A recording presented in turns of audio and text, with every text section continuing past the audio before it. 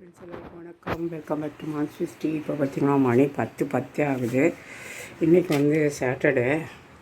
இன்றைக்கி ஒரு வேலை வச்சுருந்தேன், வத்தல் போடலான்னு. அது போட்டு வரதுக்கே எனக்கு 9 மணி ஆகிடுச்சு. 9:30 5 நிமிஷம் இருக்கும்போது தான் கிச்சனுக்குள்ளே வந்து பிரேக்ஃபாஸ்ட் செய்ய ஆரம்பித்தேன். இப்போ வந்து கேசரி கிண்டினேன். ஃபஸ்ட்டு உருளைக்கிழங்கு வேக வச்சு அவிச்சு எடுத்துக்கிட்டு உருளைக்கிழங்கு மசாலா பண்ணியிருக்கேன். இங்கே வந்துட்டு கேசரி கொஞ்சம் கிண்டியிருக்கேன்.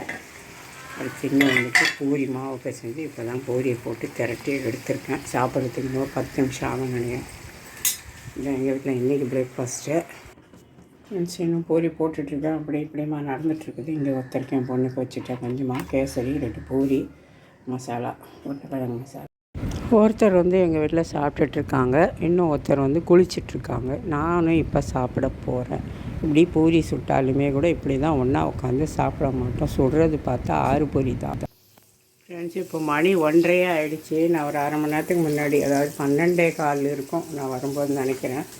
12:15 12:20 என்ன பண்ணுறதுன்னு தெரியாமல் டக்குன்னு யோசித்து ஒரு சமையலை முடித்தாச்சு. இன்றைக்கி சனிக்கிழமை. சாதம் அரிசி கழுவி போட்டேன். சாதம் வந்து வந்துகிட்டே இருக்குது. அதுக்குள்ளே இதெல்லாம் முடிச்சிட்டேன் 1 ஹவருக்குள்ளே. இங்கே வந்துட்டு கருணக்கிழங்கு தான் ஃப்ரை பண்ணிகிட்ருக்கேன். கருணக்கிழங்கு ஃப்ரை ரெசிபி நிறைய முறை நான் போட்டுக்கிறதுனால உங்களுக்கு போடலை. நான் வேக வச்சுட்டு தான் வறுப்பேன். நான் அப்படி தான் வறுத்துட்ருக்கேன். இன்றைக்கி வந்து குழம்பு வைக்கலை. நோ குழம்பு டுடே. என்ன பார்த்தீங்களா, புதினா, கொத்தமல்லி, கருவேப்பிலை, இஞ்சி, பூண்டு, புளி, மிளகாய், உப்பு சேர்த்து துவையல் பண்ணியிருக்கேன். கடலைப்பருப்பு, உளுத்தம் பருப்பு வறுத்து சீரகெல்லாம் வறுத்து வச்சு துவையல். அடுத்து இங்கே வந்துட்டு பாவக்காய் வறுவல். அடுத்து இங்கே தயிர். அப்புறம் இங்கே மோர். அடுத்து இங்கே வந்து கருணக்கிழங்கு ஃப்ரை. ரசம் கூட வைக்கலை, வெயிலுக்கு வேண்டாம் அப்படி விட்டாச்சு. கருணக்கிழங்கு ஒன்று வச்சு சாப்பிட்டுக்க வேண்டியது. இதான் எங்கள் வீட்டில் இன்றைக்கி லன்ச்சு.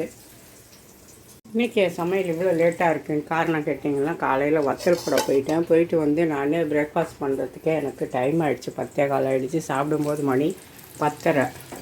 அதுக்கப்புறம் இவ்வளோ நேரம் உட்காந்துருந்தேன். ரொம்ப டயர்டாகிடுச்சு. நானே எல்லாமே செய்யணும். நான் என்னோடய வீடியோவில் நான் அடிக்கடி உங்களுக்கு சொல்லுவேன், ஒருத்தர் கூட ஒரு துரும்பு அரிசிக்கு ஆள் கிடையாது. மாடி மேலே எடுத்துக்கிட்டு போகிறது என்னால் போடவே முடியல. வத்தல் அந்தளவுக்கு கஷ்டமாக போச்சு. ஒரு அரை கிலோ மாவு கூட இல்லை நான் போட்டது. ஆனால் என்னால் முடியலை.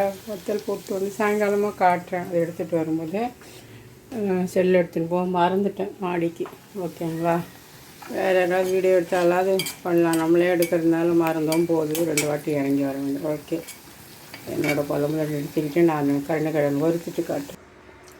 இவ்வளோதான் ஃப்ரெண்ட்ஸ், சமையலை முடித்தாச்சு.